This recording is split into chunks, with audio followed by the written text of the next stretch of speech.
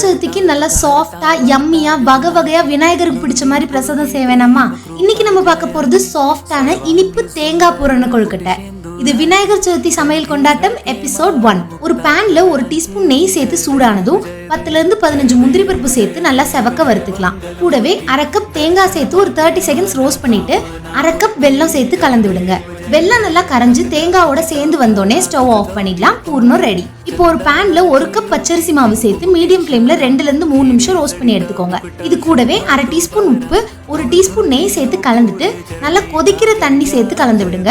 1 to 1.25 cup தண்ணி தேவைப்படும். நான் இன்னைக்கு 1.25 கப் தண்ணி சேர்த்திருக்கேன். ஒரு மூடி போட்டு வச்சிருங்க, ஆறட்டும். மாவு கை பொறுக்கிற சூடு வந்தோடனே நல்லா கலந்துட்டு சின்ன சின்ன போர்ஷன்ஸா எடுத்து ரவுண்டா திரட்டி எடுத்துக்கலாம். நடுவுல கொஞ்சமா பூர்ணம் வச்சு சைட்ஸை சீல் பண்ணி எடுத்துக்கோங்க. இல்லைன்னா இந்த மாதிரி மோல்ஸ் நிறைய இப்போ கடையில அவைலபிளா இருக்கு. கொஞ்சமா நெய் தடவிட்டு ஒரு லேயர் மாவு ஸ்டஃப் பண்ணிட்டு உள்ள பூர்ணம் வச்சு சீல் பண்ணிடலாம். எல்லாத்தையும் இதே மாதிரி ரெடி பண்ணி எடுத்துக்கோங்க. இட்லி பாத்திரத்துல தண்ணி நல்லா கொதிச்சு வந்ததும் நம்ம ரெடி பண்ணி வச்சிருக்க கொழக்கட்டையை வச்சு 10 to 15 நிமிஷம் ஸ்டீம் பண்ணி எடுத்தீங்கன்னா நல்ல சாஃப்டான யம்மி தேங்காய் பூரண கொழுக்கட்டை ரெடி.